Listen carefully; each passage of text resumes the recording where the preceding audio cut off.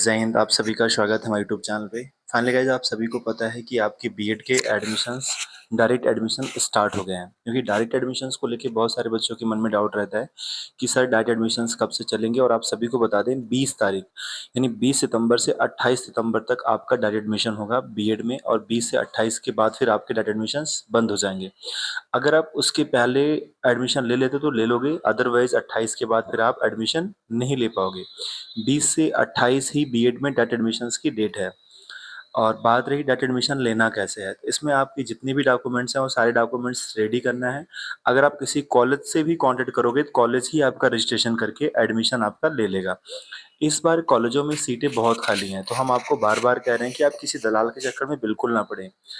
आप जिस भी ज़िले से हैं, आप अपने ज़िले में ही पता करें कि क्या आपके ज़िले में जो बीएड के कॉलेज हैं वहाँ पर सीटें खाली हैं कि नहीं हैं। क्योंकि अगर आप प्रतापगढ़ से हैं, सुल्तानपुर से हैं, मऊ से हैं, लखीमपुर खीरी से हैं, लखनऊ से हैं, तो आप मेरठ क्यों आएंगे। हो सकता है कि आपके आसपास जो कॉलेज हों वहीं पर बीएड की सीटें खाली हों। अगर वहाँ पर बीएड की सीटें खाली हैं तो आप वहीं पर एडमिशन लीजिए।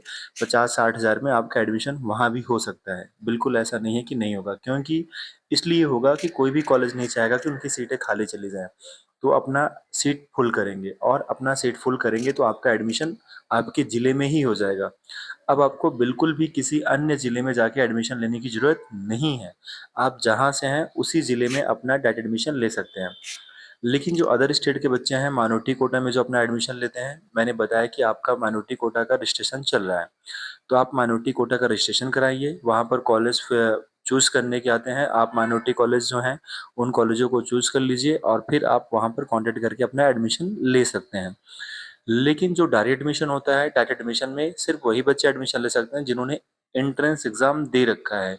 बिना एंट्रेंस वाले बच्चों का डायरेक्ट एडमिशन नहीं होता है। अगर आपने एंट्रेंस एग्ज़ाम दे रखा है तो आपका डायरेक्ट एडमिशन होगा, अदरवाइज़ आपका डायरेक्ट एडमिशन नहीं होगा।